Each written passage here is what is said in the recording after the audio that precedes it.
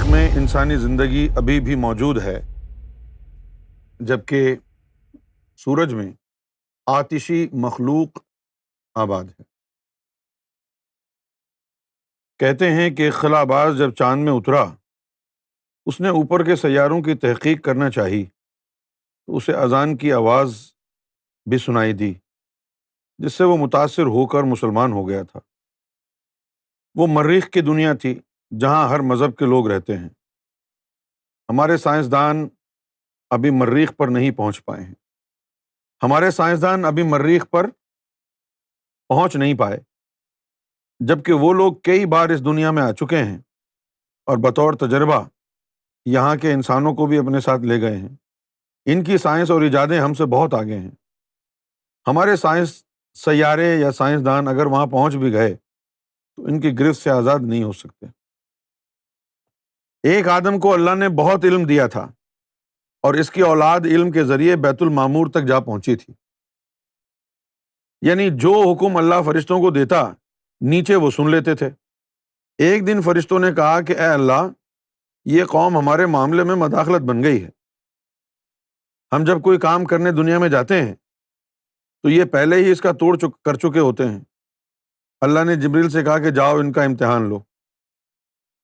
ایک 12 سال کا بچہ بکریاں چرا رہا تھا۔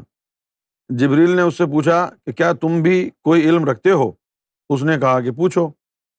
جبریل نے کہا بتاؤ اس وقت جبریل کدھر ہے؟ اس نے آنکھیں بند کی اور کہا کہ آسمانوں پہ نہیں ہے۔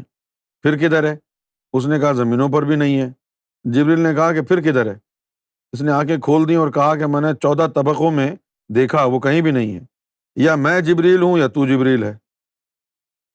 پھر اللہ نے فرشتوں کو کہا کہ اس قوم کو سیلاب کے ذریعے غرق کیا جائے۔ انہوں نے یہ فرمان سن لیا، لوہے اور شیشے کے مکانات بنانا شروع کر دیے۔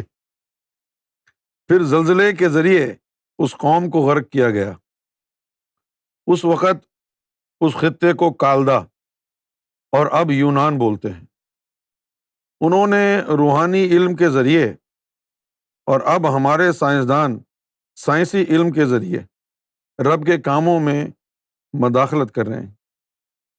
انہیں ڈرانے کے لیے چھوٹی موٹی تباہی اور مکمل تباہی کے لیے ایک سیارے کو زمین کی طرف بھیج دیا گیا ہے، جس کا گرنا 20-25 سال تک متوقع ہے، اور وہ دنیا کا آخری دن ہوگا۔ اس کا ایک ٹکڑا گزشتہ 2 برسوں میں مشتری پر گر چکا ہے۔ سائنسدانوں کو بھی اس کا علم ہو چکا ہے، اور یہ اس کے گرنے سے پہلے چاند پر یا کسی اور سیارے پر رہائش پذیر ہونا چاہتے ہیں، جبکہ چاند پر پلاٹوں کی بکنگ بھی ہو چکی ہے، یہ جانتے ہوئے بھی کہ چاند میں انسانی زندگی کے آثار یعنی ہوا، پانی اور سبزہ نہیں ہے۔ پھر تقدو کا کیا مقصد؟